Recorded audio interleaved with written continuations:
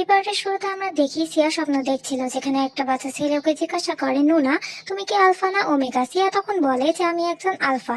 দেন সিয়া জিজ্ঞাসা করে আর তুমি? কিন্তু সিয়ার এটা মনে পড়ে না যে ওই ছেলেটাই তাতে কি উত্তর দিয়েছিল। সিয়া দিন ঘুম ভেঙে গেলেও ভাবতে থাকে যে এত ভালোভাবে আমি অনেকদিনই ঘুমাই না। এন্ড দেন ওর কালকে রাতের কথা সব মনে পড়তে থাকে। তো কাল রাতে সিয়া আর হিয়ন এটা ডিসাইড করে যে ওরা টেস্ট করবে যে ওরা কতটা জেনেটিক্যালি কম্প্যাটেবল। হিয়ন বলে ব্যাপারটা আমার জন্য অনেক বেশি অকওয়ার্ড, আমি কি তোমাকে কিস করতে পারি? সিয়া তখন বলে যে কেন নয়। এন্ড দেন ও হিয়নকে কিস করতে থাকে। সিয়া দেন বলে যে আমার মনে হয় না তুমি আর নার্ভাস আছো, তো চলো আমরা বেডে যাই। এন্ড দেন ওরা দুইজন বেডে মুভ করে। হিয়ন দেন বলে যে আমি লিড নিতে চাই, তা না হলে তুমি আমাকে বাইট করে দিতে পারো। সিয়া তখন বলে যে আচ্ছা ঠিক আছে।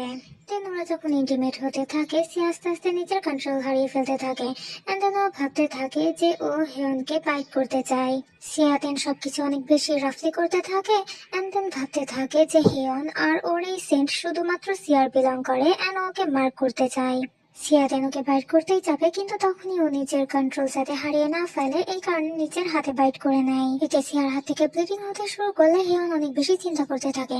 আর সিয়া যে কিনা এত বছর ধরে ঠিক করে ঘুমাইতে পারেনি, তার হঠাৎ করে অনেক বেশি স্লিপি ফিল হতে থাকে এন্ড ও ওখানে ঘুমিয়ে পড়ে।